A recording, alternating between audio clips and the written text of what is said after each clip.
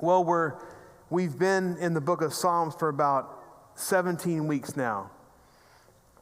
And, today we're going to put the finishing touches on this series of View into Psalms. And, it's really difficult to close out a series on such an expansive topic such as the book of Psalms. There's so much material that we have not had the opportunity to cover.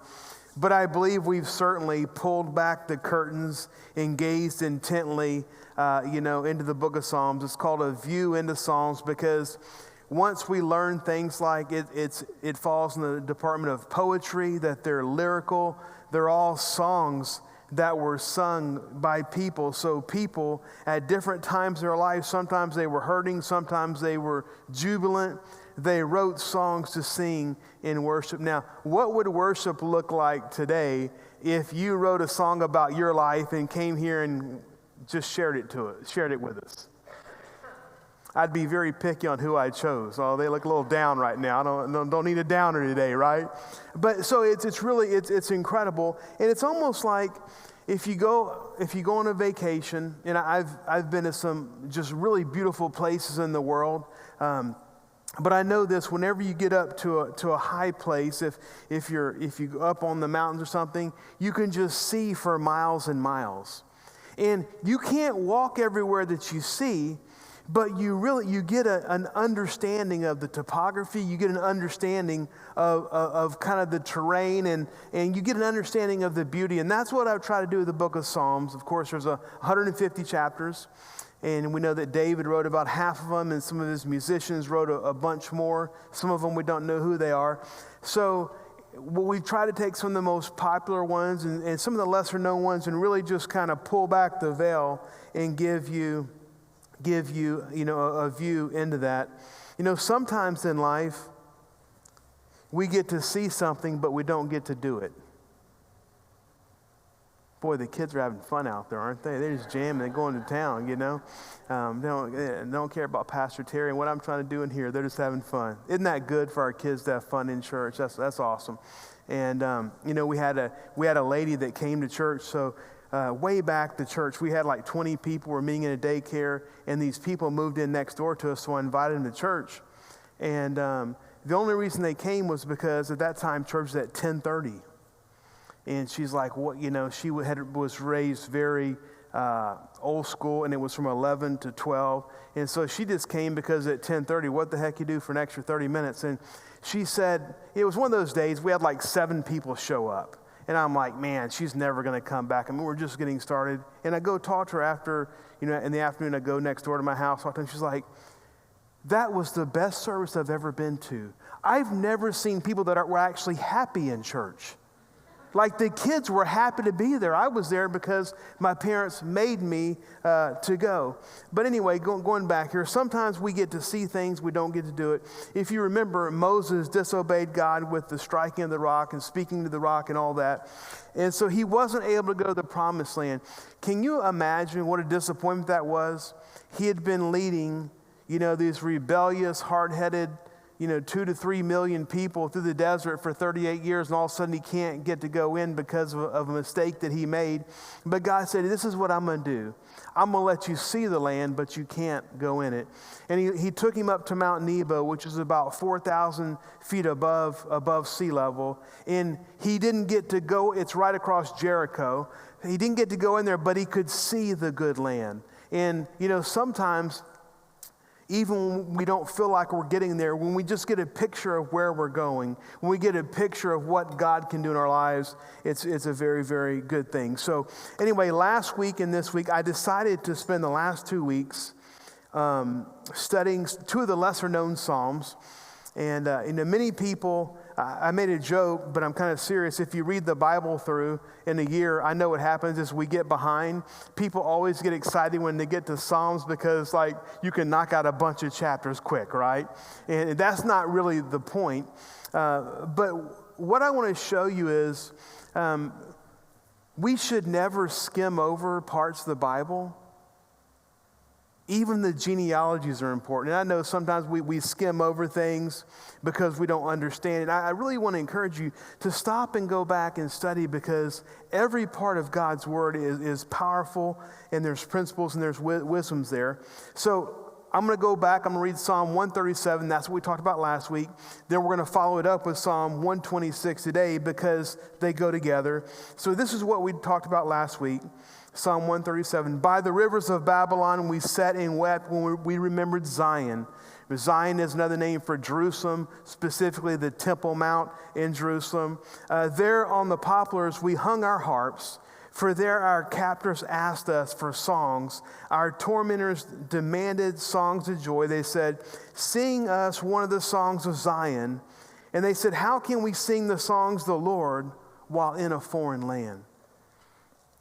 And of course, last week we went in depth over the history. We went all the way back and talked about the history of the children of Israel. We talked about why they went into captivity. Two main reasons they went into captivity. The second one, most people don't know this. First of all, was idolatry. They were bowing down to all these other foreign gods. We read that last week. But the second reason is because they broke the Sabbath. Every seventh year, they were supposed to let the land rest. And every seventh day, they were supposed to take off. And they didn't. And God said, I'm going to spit you out of the land so that the land can have its Sabbath rest. And then, of course, we said that the theme of the chapter was this: can you learn to sing praise in the difficult circumstances of life? So they're not in Jerusalem anymore. They've been taken by Nebuchadnezzar into captivity. And you do know that when the Babylonians were saying, hey, take your harp and sing us one of those happy songs of Zion, you know it was mockery, right? They were mocking them. It's like, come on, hey, your God's not powerful. Our God delivered you into our hands, But here's the thing. Even when people are mocking us, we still need joy. They should have picked up the harps and sang, is what they should have done. And so we said, how do we translate that into our life? They were in a foreign land, and they couldn't find the joy. They couldn't find, what they needed to sing the old songs of Zion. But us, sometimes we get to situations in life. We don't want to be in those situations. We don't want to be in those circumstances. We didn't ask to be there. But yet, you know what I found in life? Here's an amazing thing about life. It's true for you. It's true for me. None of our lives are perfect. We live in a fallen world. People betray us. People do things to us. Sometimes we do things to ourselves. But the thought is this: if I find myself in a difficult situation, if I lost my job, if my wife ran out on me, or whatever the situation, I don't have a relationship with my kids, can you still find a way to have the joy of the Lord in bad circumstances? But here's what I know. If Nehemiah said that the joy of the Lord will be your strength. So we have to, anyone can sing the praise of God when all the blessings are flowing. Come on, this is Wednesday night. We can have church, right? Sometimes we feel like the blessings of God are flowing in our life. It's just like you can't turn the spigot off. It's just coming and coming and coming. And then sometimes you turn the spigot on and it's just like they shut the water off, It's like and that's how. And so the thought is this: everyone, it takes no character, it takes no commitment to sing songs of joy, to be joyful when things are going good. But can we produce a joyful life? Can we produce gratefulness to God when things aren't as we wish that they were? Okay? And so if you struggle with that, guess what? Everyone struggles with that. And that's why this psalm is written, to encourage us. That's something that we can work on. Can we learn to be joyful? Can we learn to give praise when the circumstance of life, when the situations aren't great? And here's what I found. First of all, it makes the bad situation livable. But second thing I've learned is when we're grateful, it just seems like things happen quicker. I mean, if you let yourself get into a depression, discouragement, that is not helpful at all. So that was what we did last week. Now, tonight, we're going to read a psalm on the other end of that. And of course, it's Psalm 126. And you do know that you can buy a Bible that's chronological. Everything is in time, chronological order. And so obviously these Psalms, some of them are switched up the way they put them. So obviously this one should be later, but it's not. Psalm 126 says this: when the Lord brought back the captives to Zion, we were like men who dream. So they were there, now they're coming back, right? Our mouths were filled with laughter, our tongues with songs of joy. Then it was said among the nations, the Lord has done great things for them. Now, look who said that. It said it was said among the nations. The people around them are saying, look what their God has done for them. Their God brought them out of captivity back to Zion, back to Jerusalem. And the Lord has done great things for us, and we are filled with joy. Restore our fortunes, O Lord, like streams in the Negev. Those who sow in tears will reap with songs of joy. He who goes out weeping, carrying seed to sow, will return with songs of joy, carrying sheaves with him.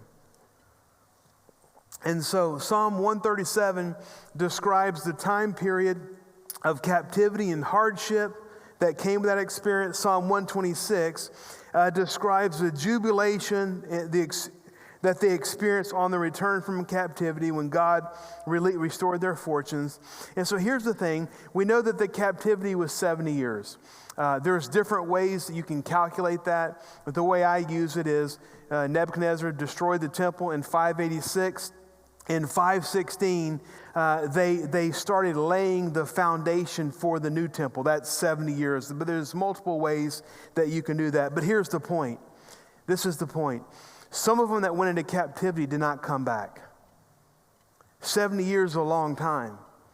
So again, if we're going to wait to be joyful when we get to where we want, sometimes we waste so much of our time instead of just learning and asking God to bless us. So let me show you some things, because I'm real big on Bible history, and I want to help you, learn the Bible. So there were actually 3 deportations from Jerusalem to Babylon. The first one was in 605 BC, and that was when they took Daniel and his friends. That's in 2 Kings 24. In 597, Ezekiel and 10,000 people were taken. That's 2 Kings 24, 10 through 14. And then in 586, of course, Jerusalem is destroyed, and that's in 2 Kings 25. And so what a lot of these nations would do is they would go there and they would make the nation vassals, where you're going to pay us tribute, you're going to pay us, and we're going to take a few of your people, but we're going to kind of let you just maintain your independence a little bit, maintain your nationality. But what happened is, a lot of times when people refuse to pay anymore, and so in 586, Nebuchadnezzar had enough. He came, he destroyed the temple, carried the articles of the temple to Babylon with him. There are also 3 returns. In 538 BC, Zerubbabel led 50,000 people back. That's in Ezra 1 and 2. In 458 BC, Ezra, with under about 1,500 people, Ezra 7. Then in 445, Nehemiah returns to rebuild a wall, and he took some people with him. So let me read Psalm 126 again. I'm going to read it again, and let's see if we can find what the main theme. The theme of 137 was, can we be joyful? Can we sing songs of joy? Can we be glad when our circumstances aren't the best? Psalm 126, when the Lord brought back the captives to Zion, we were like men who dreamed. Our mouths were filled with laughter, our tongues with songs of joy. Then it was said among the nations, the Lord has done great things for them. The Lord has done great things for us, and we are filled with joy. Restore our fortunes, O Lord, like streams in the Negev. Those who sow in tears will reap with songs of joy. He who goes out weeping, carrying seed to sow, will return with songs of joy, carrying sheaves with him. So the theme of Psalm 126 is this, very simple, that God is able to restore the shattered dreams of your life. I mean, their dreams were shattered. They lost everything. They lost their homes. They lost the greatest thing in the nation of Israel was the temple. That was ransacked. Not only did they lose everything, now they go to a foreign land. But you know what? God wasn't done. He brings them back to Zion, back to Jerusalem, and he begins to restore their fortunes. And, you know, I talk with so many people, and their lives have been destroyed by one thing or another. And all I know is this. I know I can't do for you what I would like to do. I was joking with someone today. If God would give me the power of the wham prayer, you know what the wham prayer is? You got a problem? Wham, it's better, you know? I mean, if God would help me, I would be, but sometimes all I can do is tell you this. Look, I know you're hurting. I know you've been treated unfairly, but I know this. God is bigger than that person. God is bigger than that situation. And the God I serve is able to restore our fortunes, our dreams, our finances, our relationships, or whatever we need. And that is good news. That is good news, no matter what the devil has taken from you. And here's the thing I said last week. A lot of times, probably about 80 to 90% of our problems are self-inflicted. Like we did it to ourselves. Like I shouldn't have done that. You know what? I should have budgeted. I shouldn't have spent all the money over here, but now we're out of money or whatever. But the thought is this. Sometimes we didn't do anything wrong. We live in, a fallen world, an evil world, and there's all kind of evil and wickedness. But here's the thing. Whether you did it to yourself or someone else did it to you, God is still able to restore the fortunes. Whose fault was it that the children of Israel, the nation of Israel, went into captivity? It was their own. No one made them worship idols. They were the ones that made a covenant with God, and they're the ones that didn't keep it. And so, but even with that, God still had mercy on them and returned them. So here we have them. They're going for 70 years, and this is not going to be on your screen because I added this in. But this is so, I want to show you. So Jeremiah says, we read last week in Jeremiah, where they had all these false, Jeremiah wrote a letter from Jerusalem to the exiles in Babylon because they had these false prophets telling them, God's going to deliver us, God's going to do this, God's going to overthrow them. And Jeremiah wrote them a letter. It was just like a really encouraging letter. You're going to be there for 70 years. So marry, build homes, increase and not decrease. But at the end of 70 years, I'm going to restore you. So this is an amazing thing. In Isaiah 44 and 45, it says that this. Now we're talking about this is 150 years. 150 years, before, it says, Isaiah 44:28, who says of Cyrus, he will shepherd, he is my shepherd, and I will accomplish all that I please. He will say of Jerusalem, let it be rebuilt, and of the temple, let the foundations be laid. So Isaiah was prophesying that, there's going to be this king named Cyrus who's going to allow Jerusalem to be rebuilt and the temple to be rebuilt. And God even says this Cyrus was a Persian king. And the prophet Isaiah says God refers to Cyrus as my shepherd. Cyrus was not a godly man. Cyrus was not a God-fearing man. But Cyrus heard the voice of God. And I always tell people, well, you better be careful. See, sometimes we look at people and we label them as good and bad. I have seen God use some really, really bad people to do some really, really good things for people. And it's all throughout the Bible. This Cyrus, he wasn't a God-fearing person, but somehow he heard the voice of God. We don't know if he turned to God, but he's the one that ends up letting the children of Israel go back. Let me read one more. Isaiah 45, verse 1, it says this. And I'm sorry I don't have these verses on the screen, but anyway, it's a late edition. I decided I wanted to do this. Isaiah 45, 1, it says this. This is what the Lord says to his anointed, to Cyrus. Isn't it amazing? Again, this is a Persian king who served other gods, and he says, man, I am anointing Cyrus to do this thing, to get my people back to Jerusalem, to lay the foundations of the temple. So again, this is before it happens. Now let me read Ezra. This is the story of it happening. Ezra chapter 1, verse 1 through 6. In the first year of Cyrus, king of Persia, in order to fulfill the words of the Lord spoken by Jeremiah, the Lord moved the heart of Cyrus, king of Persia, to make a proclamation throughout his realm and also put it in writing. This is what Cyrus, king of Persia, says. The Lord, the God of heaven, has given me all the kingdoms of the earth, and he has appointed me to build a temple for him at Jerusalem in Judah. Any of his people among you may go up to Jerusalem and Judah and build the temple of the Lord, the God of Israel, the God who is in Jerusalem. And may their God be with them, and in any locality where survivors may now be living, the people are to provide them with silver and gold, with goods and livestock, and with freewill offerings for the temple of God in Jerusalem.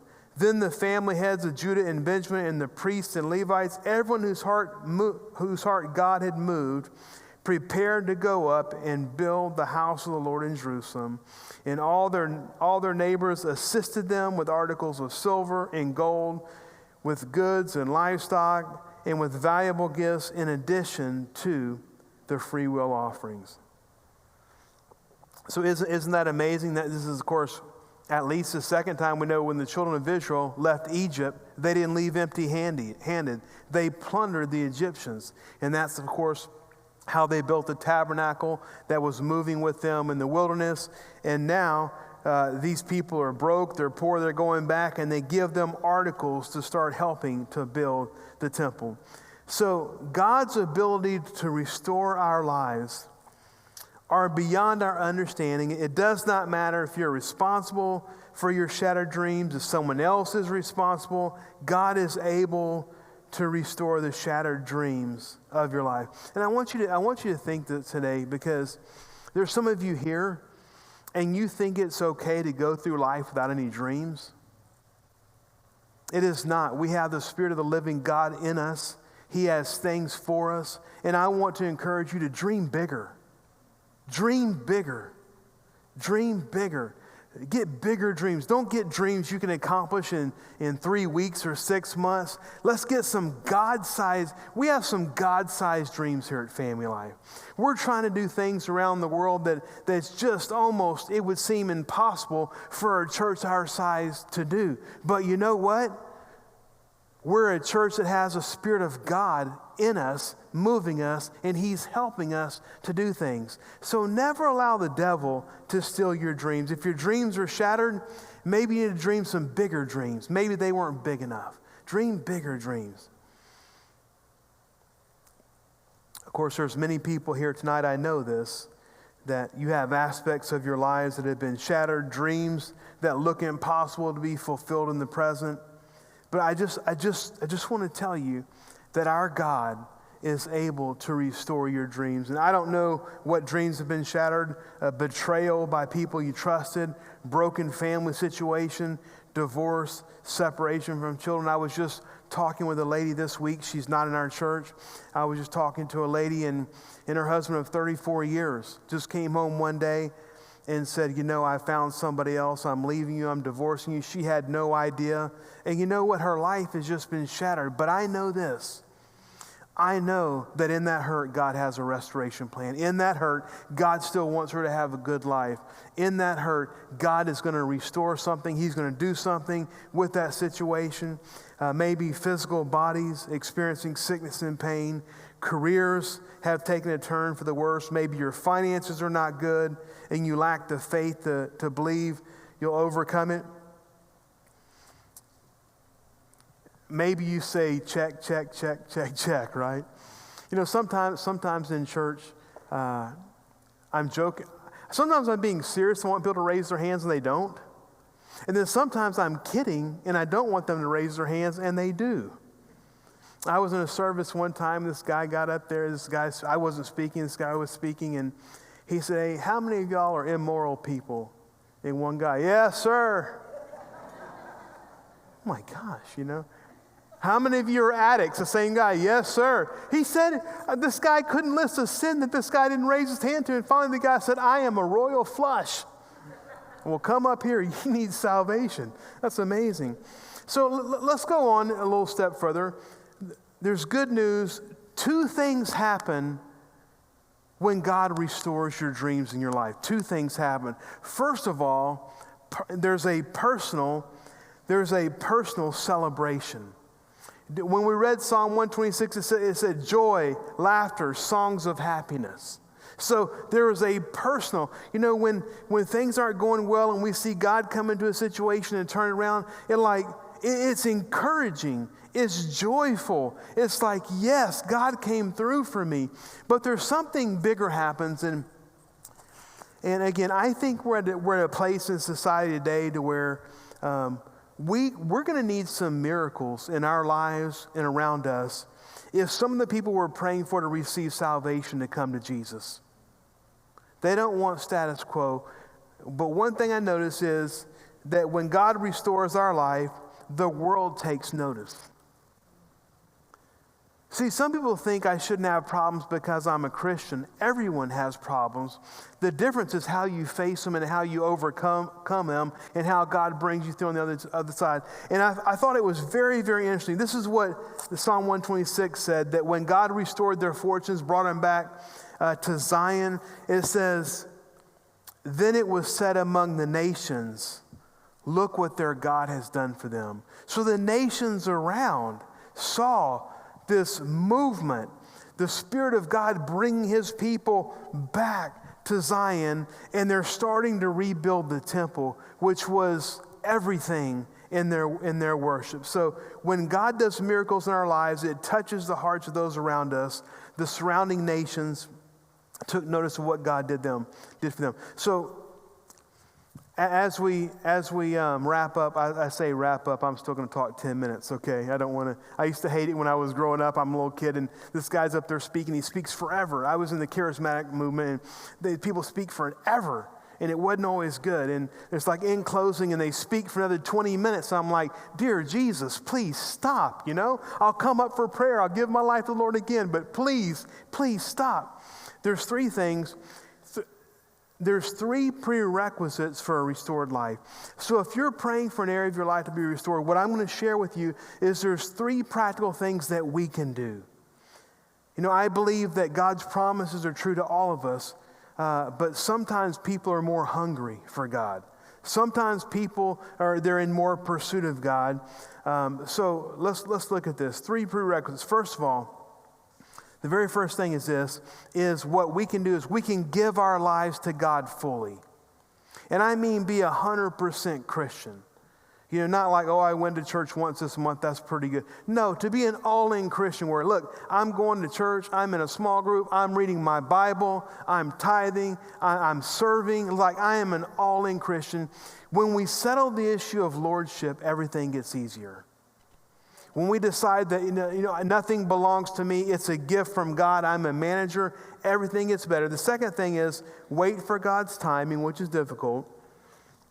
And number 3 is to learn the lesson of brokenness. So what I want to do for just a few minutes, I'm going to use a case study, and I'm limited on time, but I'm going to use a case study. I'm going to use Jacob in the Bible. Jacob, who God later changed his name to Israel. He had 12 sons, the 12 tribes of Israel. And so let me take you to this. So first of all, the first thing is this: give yourself fully to God. If you know a little bit about Jacob, Jacob had a twin brother named Esau, and Jacob was like always deceiving, tricking Esau. He gave him some stew for his birthright. Then his father gives a special blessing at the end of his life, and he went in there, he stuck in there and tricked it. His dad is blind and all that. I mean, it was like deep deceit there. If you read that story, Jacob was very hairy, and this may be too much information, but it's in the Bible, so there we go.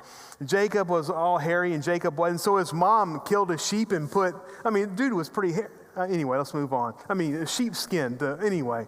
Put on his brother's clothes so his blind dad could smell. I mean, it's deep deceit. So, Esau's like, look, you know what? When our dad dies, look, you're next, man. I'm done with you.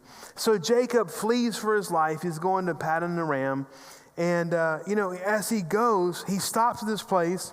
He's alone. He's scared. He's by himself. And he spends the night at this place. And he has this dream, this vision of this ladder going up to heaven, and angels are ascending and descending. And let me read the rest of the story. It says, when Jacob awoke, Genesis 28:16, when Jacob awoke from his sleep, he thought, surely the Lord is in this place, and I was not aware of it. He was afraid and said, how awesome is this place? This is none other than the house of God, and this is the gate of heaven. Early the next morning, Jacob took the stone he had placed under his head, and he set it up as a pillar and poured oil on top of it. Then he called the place Bethel, though the city used to be called Luz. Now here's the thing. Then Jacob made a vow saying, if God will be with me and watch over me on this journey I'm taking, and will give me food to eat and clothes to wear, so that I return safely to my father's household, then the Lord will be my God, and this stone that I have set up as a pillar will be God's house, and of all that you give me, I will give you a tenth. So, this was like an all-in thing, but as you read the story, what we realize is Jacob made this pledge to God, but he's talking to God, he's consulting God while he's in Paddan Aram. And so he didn't, it sounds like if you do all this stuff for me, when I get back, you're going to be my God. But what it turned out to be was God was with him this whole time, and God was watching over him, and God was blessing him. So the first thing is this. We know that Jacob was blessed. He had some deceit in his life. But what did he do? He had this vision of God. God just showed up to him. And he look, everything I have, if you will be with me, if you will protect me, everything I have is yours. And the starting point to God restoring our hopes, our dreams, for God, just allowing his promises to come through our life. The very first thing is we just have to give 100%. We have to go all in and like, I know I'm saying that so easy, but when you go all in, everything just becomes easier. Number two, we have to wait for God's timing. So what I'm saying is this, just if you go all in for God, it doesn't mean that tomorrow morning everything's going to change. You're going all in for life, and we trust God's timing. Let me ask you a question. I want you to be honest. I've prayed that God won't strike you down, so it's okay. How many of you like God's timing?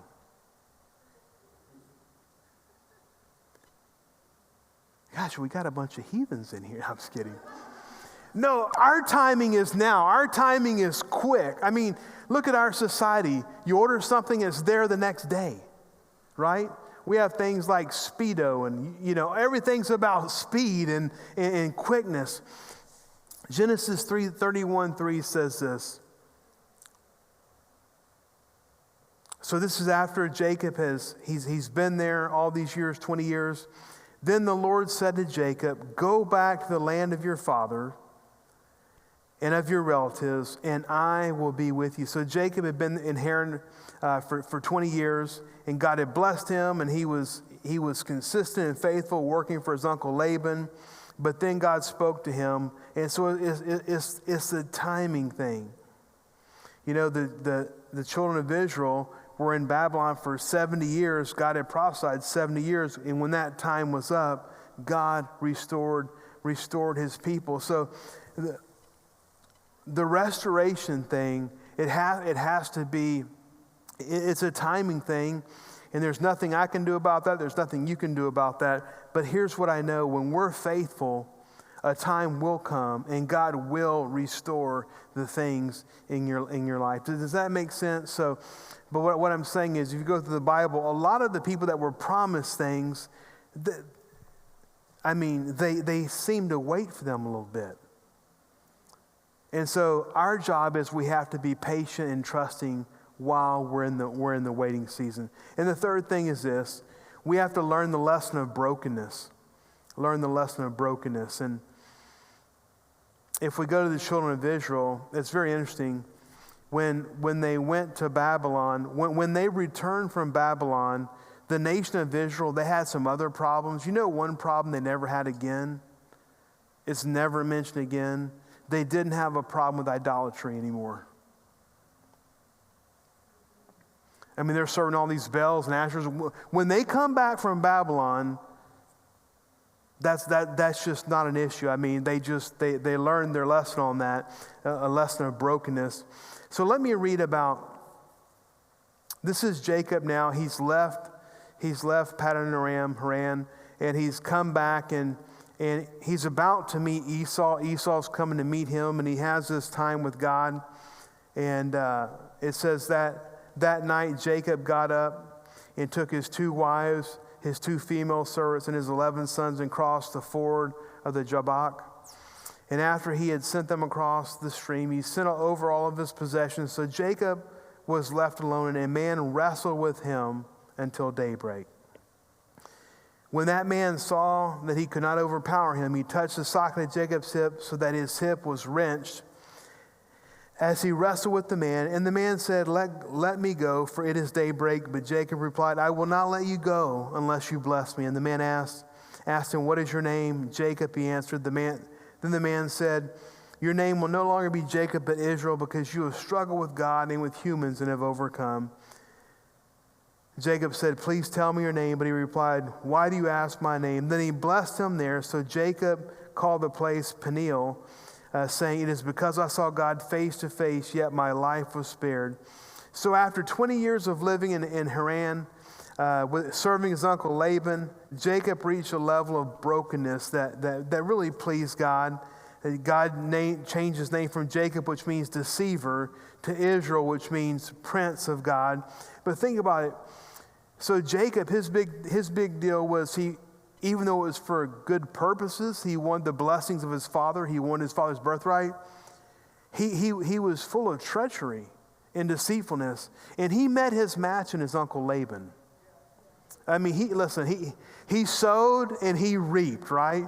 But it says it was the 20 years, all these things happening. You remember the story? He served 7 years for Rachel and he got Leah. He served another 7 years for Rachel, and Laban changed his wages 10 times. So all these things. But what I'm saying is when we get to the story of Jacob coming back, it's a different Jacob. There's sincerity. There's humility.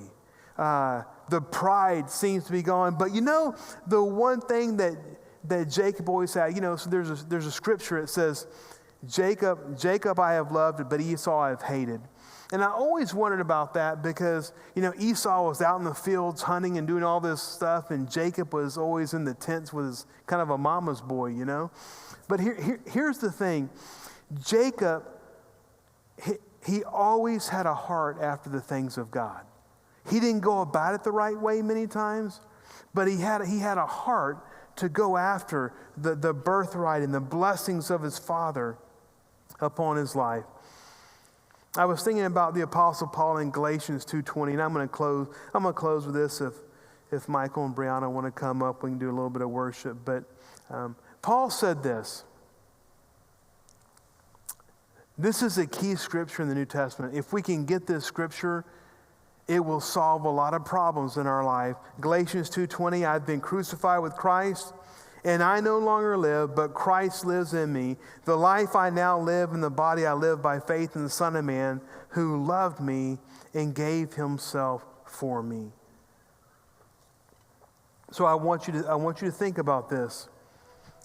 I mean, this is a huge statement. He says, I have been crucified with Christ, and I don't live anymore. And I know a lot of Christians say, oh yeah, I've been crucified with Christ, but they're still living. If you get offended easily, you're still living. If you have pride, you're still living. And the thought is this: when we go all in for God, and Lord, and it's an everyday thing, God, just crucify my flesh today. But when our flesh is crucified and not living, we don't get offended, we don't get hurt, we don't get mad and we don't have pride. We have humility because it's Christ living in us. Would you stand with me today? Let's worship for just a moment, then I'm going to come up and close us in prayer.